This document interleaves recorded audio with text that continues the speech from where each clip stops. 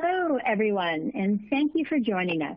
My name is Melanie Foster, and I will be your moderator for today's webinar, A Look into the Canadian Payment Landscape, presented by Cybersource, Cardinal Commerce, and Visa. I work for Visa Canada, and I am responsible for Cybersource sales. During this webinar, you will be in a listen-only mode. To ask a question, you may use the Q&A feature at any time. We will answer as many questions as we can at the end of the webinar. As a reminder, this is a non-confidential setting. Feel free to ask any questions, but if it's considered confidential or very specific to your organization, we may choose to answer it with you directly after the webinar. If you experience any technical difficulties with your audio or video, use the chat window and we will assist you. Today's webinar is being recorded and you will receive a link to the recording via email. Please note our mandatory legal slide advising you that some of the statements may be forward-looking. We have a robust agenda for you today, and the following key topics we will be covering are what's new with EMV, 3DS, and how it has evolved since 1.0. Issuer landscape and regional statistics. 3D secure demo presentation, so you'll see a live interaction how your consumer experience would be. What integration options are available, and a little chat about how to get started. And we'll wrap up the last few minutes of the call with a Q&A. Now let me take a minute to introduce our expert presenters. Gord Jamieson, Head of Canada Risk Services at Visa Canada, and Michael Lechner, Director of Partnerships at Cardinal Commerce. Now over to you, Gord. Thank you, Melanie. Appreciate it. I want to sort of start out by describing the landscape that we're seeing within the Canadian environment and globally as well too. But there is a changing technology and which is resulting in a changing e-commerce.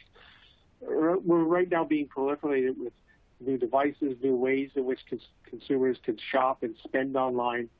And right now with the Internet of Things on our future, and we're seeing by 2020, right now, 35% of our card-not-present volume is within the e-commerce channel. And it's predicted by 2024 that 46% of our e-commerce volume will be in the card-not-present channel. Consumers' preferences have shifted to this digital space is the way they want to shop. And this is because almost 20 billion connected devices in the market in 2020. Our global e-commerce spend is expected to surpass $6.5 trillion in 2023. And 64% of e-commerce spend worldwide is on m-commerce, on the mobile devices. The devices consumers have in their hands today, their phones, their tablets, shopping the way they want to shop. But COVID has had huge impacts on our business, and the impacts on the consumer behavior, the way that they shop. It's changed their shopping patterns almost overnight, with non-essential businesses being closed and people being shut in. They've moved to the e-commerce channel as a way to facilitate their purchases. 78% of consumers have adjusted the way they pay for items in wake of these intensified safety concerns with COVID. 45% claim online shopping is now a necessity in their business. There are many, many merchants that we see are moving to the online space for the very first time. They really don't have any experience in the space as to what we do. They're trying to sell their goods, but critically, they have to understand, how do I manage fraud within this particular space? And 74%, compared to 2019, most retail categories have seen an increase in e-commerce.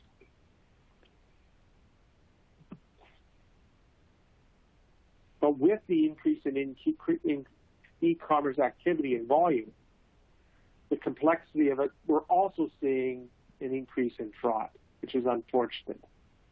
The total global card-not-present fraud is forecasted between 2020 and 2023 to be $97 billion, an outrageous amount of money that is now in the hands of criminals.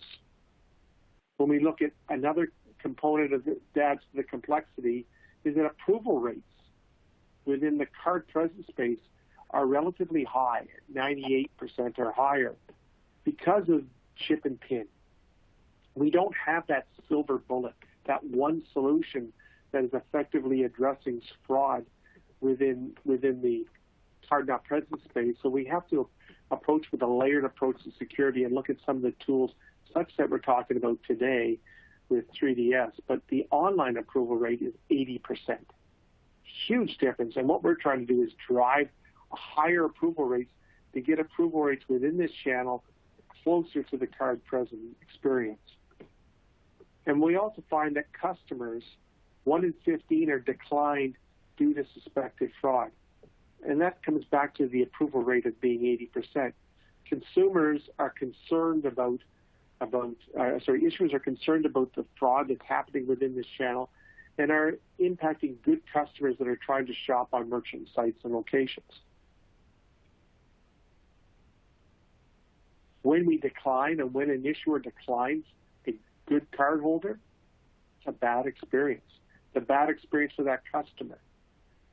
You may impact your loyalty with that customer. They may not want to shop on that merchant site again because they have difficulty in completing their transaction. It impacts the revenue of all the participants involved, the merchants, the acquirers, the issuers. It has a negative impact on your brand.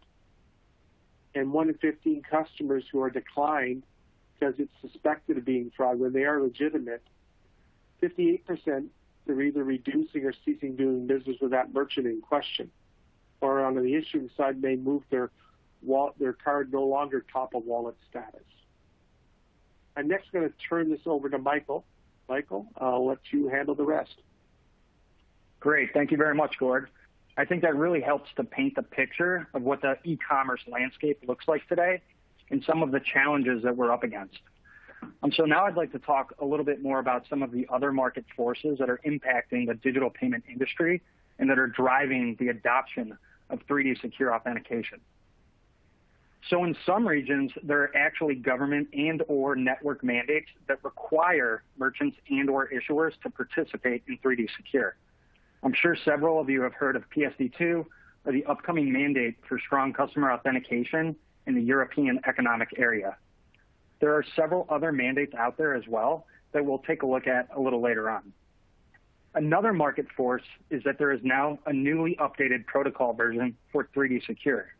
We'll talk more about this new protocol version called EMV 3D Secure, but the key takeaway is that it is a much better authentication solution that is driving market adoption.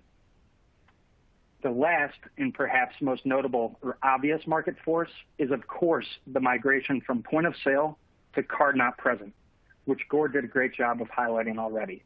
So all of these market forces are shaping the way that we make purchases and are driving the need or desire for authentication in a card not present environment. So for those of you that are not already familiar with EMV 3D Secure, it is just an industry standard designed to help merchants and issuers authenticate card not present transactions. So Visa helped to pioneer the original protocol version more than 15 years ago. And this was primarily to provide an additional layer of security or protection for these card not present transactions prior to going to the authorization. So EMV 3D Secure, commonly referred to 2.0, is the new generation of the protocol, and it makes online shopping easier and even more secure. But to put it simply, EMV 3D Secure will help to ensure that all good CNP transactions are approved and that all bad or risky-looking transactions are challenged or failed. And all of this is designed around the customer to ensure a secure and simple checkout experience. So one of the important things that I want to highlight is that we're not saying that 3D Secure will replace all of your other fraud tools. It actually complements them. We advise utilizing EMV 3D Secure as a layered approach. So if you have other fraud prevention tools in place already, that is a good thing, and we would most likely encourage you to keep those in place. Okay, so looking at this slide, you will see the benefits of EMV 3D Secure. However, the three main benefits, simply stated, are more data and better data, improving the consumer experience, and authenticating transactions from any device. So to provide a little bit more detail about these key benefits, we will move around the wheel, and we'll start by talking about the seamless consumer experience. So because today most of the transactions are authenticated behind the scenes, there is minimal checkout friction. And even in the event or the rare occasion when there is a challenge or a step up, they are far less intrusive than they have been in the past.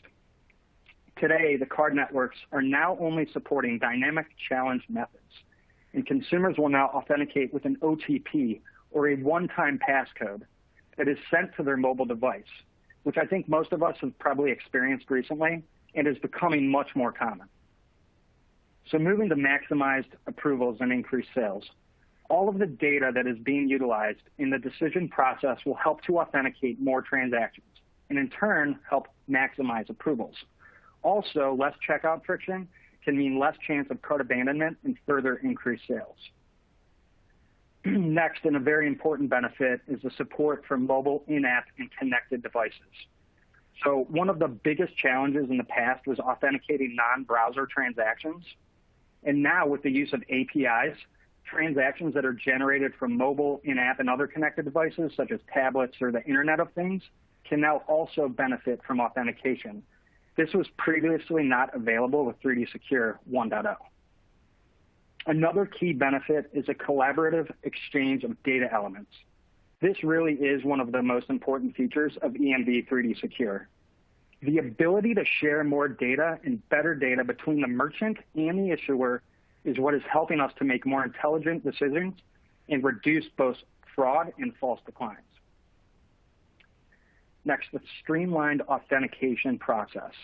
So in the past, authentication has typically slowed down the transaction even when there hasn't been a challenge. But today's methods have drastically improved, and they have reduced a lot of the latency to less than a couple of seconds, and much lower in some cases. This again reduces the risk of cart abandonment and merchant timeouts, especially during peak holiday shopping seasons. And lastly is the reduced cardholder friction. Again, 3D Secure is evolving quickly, and most transactions are being analyzed behind the scenes. This is really important because of the enhanced data sharing, approximately 95% of the transactions can be authenticated using risk-based methods, which operate in the background in real time without disrupting the consumer checkout. In the event that a transaction does look risky, the issuer can now challenge the cardholder rather than it potentially resulting in a false decline.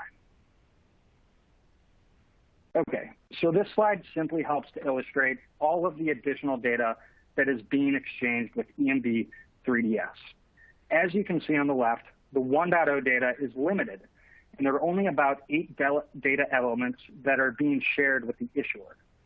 And if you look on the right, you can see that there is roughly 10 times more data available to be shared with EMV 3D Secure 2.0. If you look closely, you can see some of the examples of the additional data elements, but they mainly consist of cardholder data, merchant data, acquired data, and transaction data. Again, all of this enhanced data that is being exchanged helps to benefit all of the parties involved.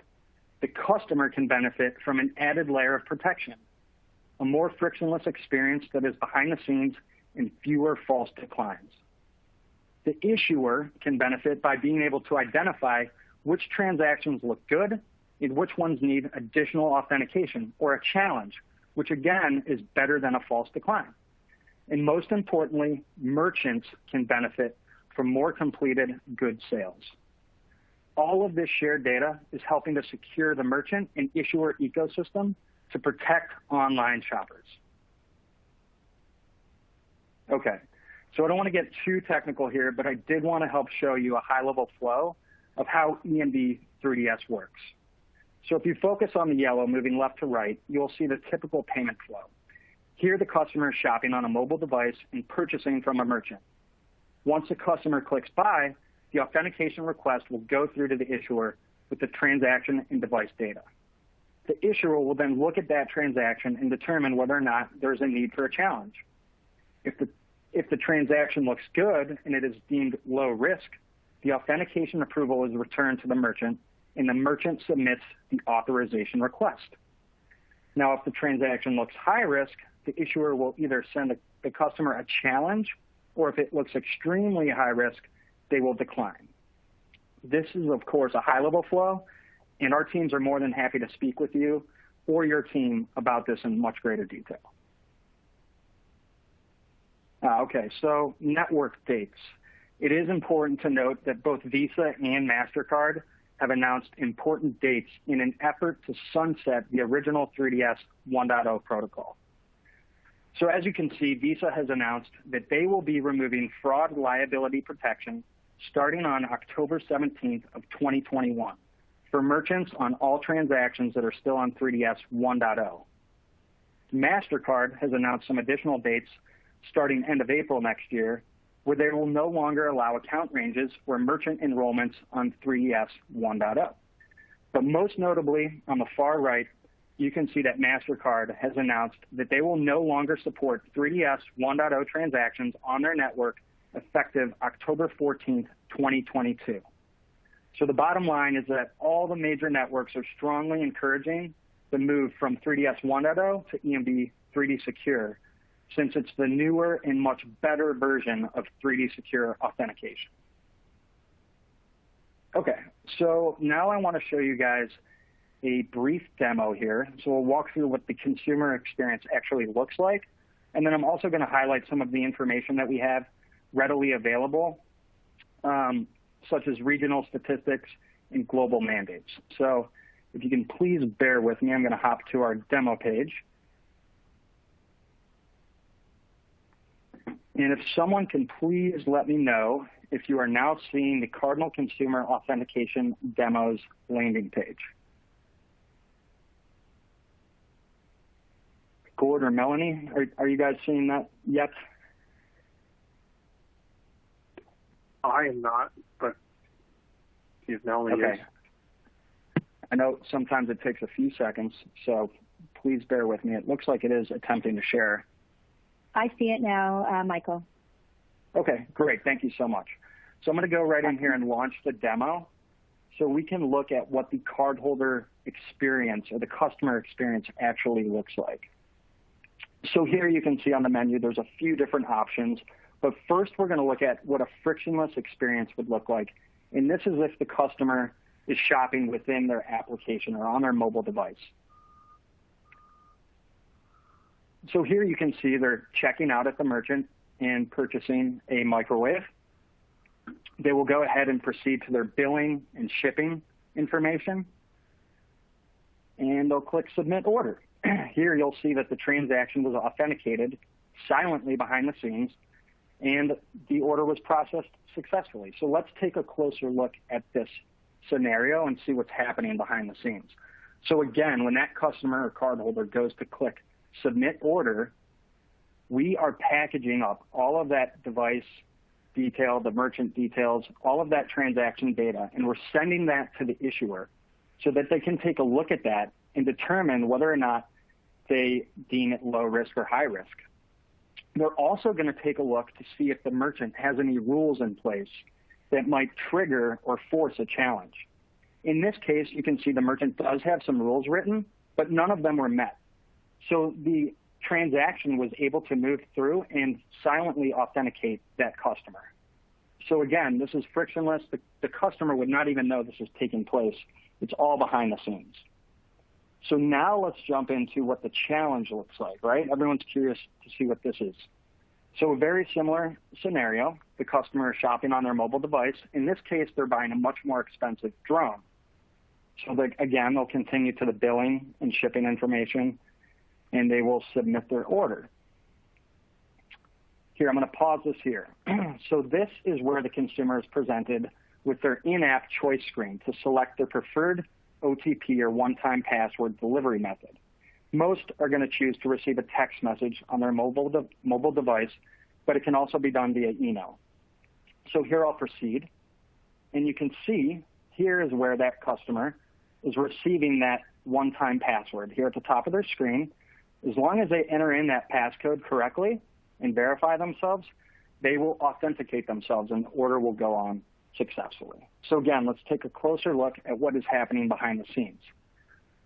The cardholder clicks submit order. We're packaging up all of that data, sending that to the issuer for them to perform the risk review, and again, to look to see if the merchant has any rules in place.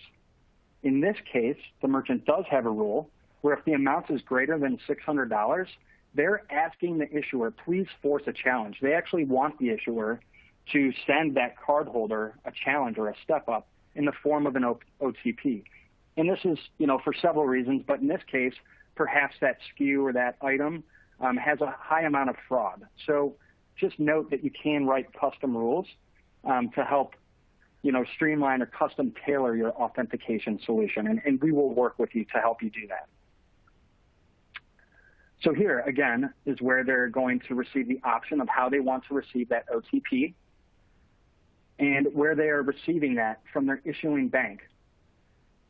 As long as they verify and type in that OTP correctly, they will move on and successfully authenticate. Now, if it was fraudulent, obviously they would not be able to enter in that OTP correctly, and they would fail the authentication, and the transaction would not be able to move forward and proceed to authorization. So pretty high level, but that is what the consumer experience looks like. And I'm sure most of you have received an OTP recently. It's becoming much more common. So real quickly, I do want to show you guys some of the other information that we have out here that's readily available. Again, we have a lot of regional statistics. We have information on mandates, and then we also have our Cardinal Timeline. So here you can see our Cardinal Timeline where we have highlighted important dates. And these are broken down, whether they're a date for Cardinal, Visa, Amex, MasterCard. And you can see we're looking at the year 2020 and what some of these dates are and where we're at today. Now you can also select a multi-year list view. If you're just interested in maybe the Visa and MasterCard important dates, you can look at those here. So it just makes it simple for you to find what you're looking for. You can also jump ahead to the year 2021 and 22 to see what is coming. So here you can see the FCA released a statement where PSD2 is going to be mandated on September 14th of 2021. Okay, we also have regional statistics. So this is a cool interactive map that highlights the issuer landscape and what some of those stats are in these various regions or countries. So you can kind of hover over these different countries or regions and see what it consists of. But let's look at Canada. So if we look at Canada, it mainly consists of risk-based banks. So that's a really good thing. If you look at the number over here, 95.5% of the banks in Canada are risk-based, meaning they have the ability to look at that transaction and make those decisions as to whether or not they should challenge or fail or silently authenticate. And if you look at these numbers down here, they're only challenging about 0.5% of the time, which is really, really good. And of that 0.5% of the time when they do challenge, 81% of those challenges are successful. So some really, really good stats here for Canada. I'll also show you our mandates page. So again, this is another interactive map where you can look at some of the different mandates that I mentioned that are out there today. But let's look at Canada again. So Canada does have a mandate. However, this is for Visa issuers, where it's stating that a Canadian debit category issuer must ensure that its Visa debit category bins participate in Visa Secure. So again, all of this information is available to you. We'll provide this link and you can take a look at it. But we did just release a brand new website where we have a lot of new and great, exciting content. I would strongly encourage you to go and check out Cardinal Commerce's website because there's some really exciting stuff there. So now I'm going to jump back into the presentation. So please, if somebody can let me know if you're now seeing the presentation again, and there's a slide that talks about choosing an implementation method that best fits your business. Gord or Melanie, are we back on the slideshow?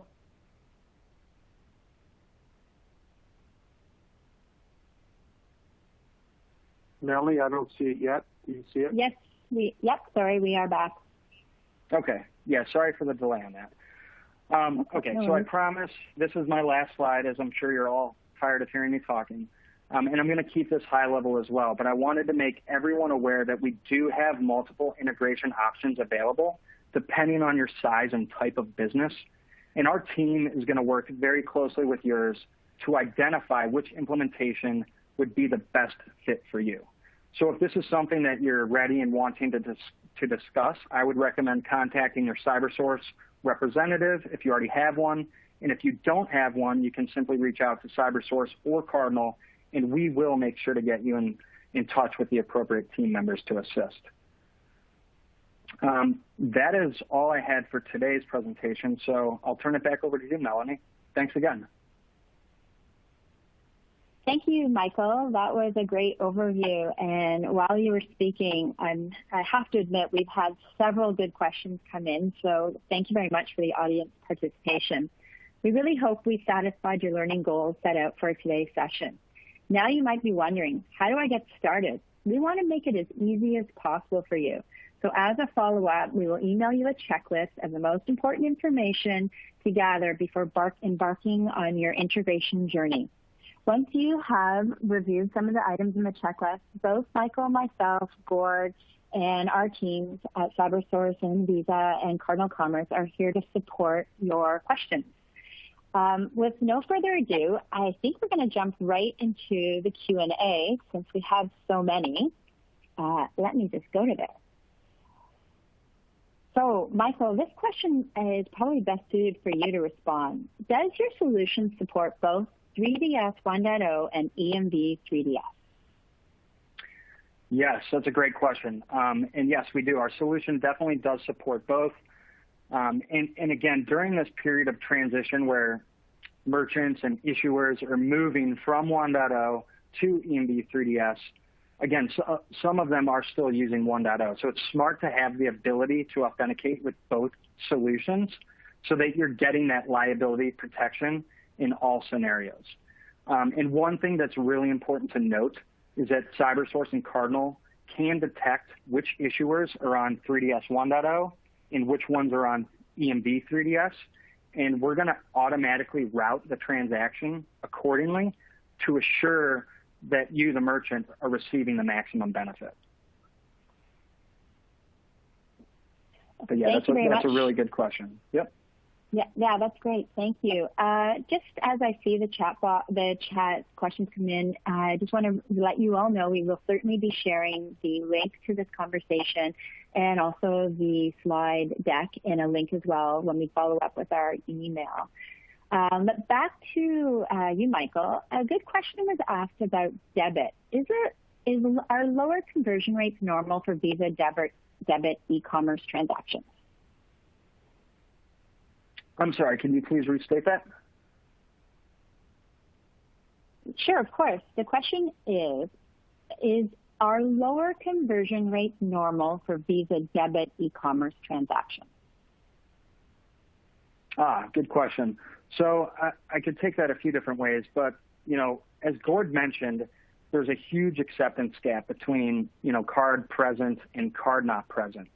So if we're talking about that, yes, there is a huge acceptance gap that we're trying to solve for. But if we're speaking about debit versus credit, that is a really good question, and I don't know the answer to that. I'm sure there may be some statistics on that we could follow up with. So whoever asked that question, we can certainly follow up and get you some details as to how debit might be different. Great. I will make that note. Thank you. Another really good question that just came in, and I actually think the way I summarize it to you will answer a lot of questions that keep coming in regarding customer experience. So, how is Cardinal focused on optimizing the consumer experience during authentication? Okay, great question. So one of our focuses has always been on improving the customer experience. we know that adding any friction during authentication or the checkout experience may cause cart abandonment.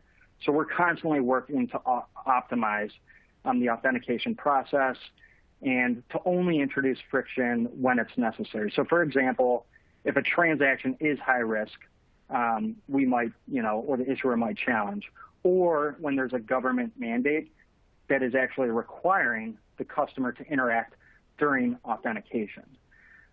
So again, with all of the EMV 3D Secure additional data points that are being collected and shared with the issuers, this is going to help the issuer make a more confident risk decision without adding any checkout friction. So the more information they have, the better consumer experience it's going to be, and it's most likely or more likely going to result in a frictionless checkout. Also, we do have our customer success and support teams that are going to be working very closely with you to guide you through the complexities of this payment authentication ecosystem. We're also going to work with you throughout the implementation process and consult with you to make sure that you are optimizing your authentication solution to make it as frictionless as possible for both you and your customer. Thank you. Hey, Gord, I have a question for you I think you may be best suited to answer. Would it be possible for you to restate the mandate requirements in Canada? Are there specific card types that must have 3DS for a successful transaction? The only one that is required, as Michael alluded to, was our Visa debit product that required 3DS. But I can say that on the credit side, all of our issuers today, except for some very small ones that are just implementing right now, support 3DS. And almost 98% of our Canadian issuers on the Visa side today have already migrated, 92% have already migrated towards EMV 3DS. So we have a high concentration of issuers today that support EMV 3DS in our market. Thank you, Gord. That answers that question, I hope. And I have another one for you, Michael. How can fraud be detected when using EMV 3DS? Sure. So fraud can be detected and reduced by utilizing EMV 3DS. Again, because of all of the additional data points that are being used and collected, really just to determine whether or not the consumer is who they say they are. So when we're using EMV 3DS, the issuer has access to all of this additional information, especially with EMV 3DS. They're going to have device information, transaction information, information about the merchant and the acquirer. And so they're going to use this to validate and make sure that everything matches up. And a good example of that might be that, the merchant is going to be collecting this device information, and they're going to see what device their cardholder is shopping from. And they're going to pass that along to the issuer. And again, this is the cardholder's issuer. So the cardholder can look at that device information and see if it matches up with what they have on file and what that cardholder would typically use when they're doing their mobile banking with that issuer. So if it looks good, great. If it doesn't, they're going to say, this looks definitely suspicious. This looks like fraud. The device doesn't match up. The IP doesn't match up, the location, the time of day is off, or the country is off, and they're going to actually decline that, or they're not going to successfully authenticate. So then the issuer, wouldn't be able to authorize that transaction without the successful authentication. So another really good question. Yeah, that is a really good one. Thank you. So can you just clarify how do customers know when the authentication is happening? Yeah, good question. Honestly, they shouldn't know that authentication is happening because, again, most of the time it's going to take place behind the scenes. But if the transaction is challenged and they do receive that OTP or that one-time password, obviously they're going to know that authentication is taking place. Again, this is a lot more common today. People are getting used to receiving OTPs. I'm sure most of you have done it with your bank, or you're using dual-factor authentication today for a number of things. So that's how they would know it is happening. But again, this is much better than the issuer thinking that the transaction is risky and just declining. So now they have the option of, instead of just declining that cardholder, which is super frustrating, I'm sure we've all had a false decline before, they're going to receive that OTP. So that's how the customer is going to know when authentication is happening. And again, they're probably not going to be too upset about it because they're going to still be able to complete their purchase. Melanie, there was a question about, does a cardholder have to opt in for the OTP? And I'll just respond to that to say that our issuing community for several years now, even before we moved to this challenge response, have been collecting consumer information, their cell phones, their email addresses, as a way to connect with the consumers, because more and more are getting rid of their landlines. More and more are using their cell phone as their principal point of contact. So surprisingly, our issuers have a huge portfolio of a portion of their portfolio where they have already this information available to them. So when they move to an OTP solution, they're just providing, in this case, Cardinal with the file, if that's the way, if they're generating the OTP on their behalf. So we're already there. There's no opt-in that a cardholder has to do in this particular case. Okay, that's great. Thank you. Just a couple quick questions here. When is this available to enable? It's available now, and you can reach out to us to talk about how to, start on your integration journey, and we can send some information along. Also, I got an interesting question here. It just switched. If a customer uses a VIP, which hides their IP address, will the authentication get declined? That for you, Michael. Is that too technical for today? No, I didn't fully understand. Can you just repeat that one more time? Hopefully I can answer that. Sure. So essentially the question is, if a purchaser hides their IP address, will the authentication get declined? So if they're hiding their IP address or going into like incognito mode? Yeah. That's a good question. I don't know. I think that would play into it. I can find the answer for certain for you, but my assumption would be that is definitely one of the data elements that they're looking at. So if they couldn't identify your IP, they're gonna deem the transaction slightly more risky than if they did know your IP and if they could verify, like, yeah, this is the typical IP that they shop from. But I don't know that it would necessarily result in a decline or a challenge. It might, prompt a challenge because the issuer is saying, this looks a little bit more risky than if we did have that information, for example. But there are several other data elements. So if all of the other data elements check out and look good, they might be okay with not having that particular data element or that IP address information. And just to add to that, back to Gord's earlier slide, he had mentioned that it's really important to consider a layering approach. So we do have other tools such as Decision Manager offered through Cybersource that helps you build rules. So if you did not want to have a consumer's purchase to go through because they were hiding their address, that could be a rule that you'd be able to set up in our fraud tool. All right, so I've got another one here for you, and it could be our last one unless there's a few more that come in. How difficult, Michael, would you say it is to implement an EMV 3DS solution? Yeah, that's a good question. So it really depends on your business and who your 3DS provider is. But it's really not that difficult. We will work with you, again, to determine the best integration solution for you, whether you're a small merchant, you're a very large enterprise merchant. And depending on like what kind of connections you have, are you working with a PSP? Are you working with a shopping cart or a plugin? There may be, and often is the case, if you're already working with somebody, if you're already working with Cybersource, you can leverage an existing integration.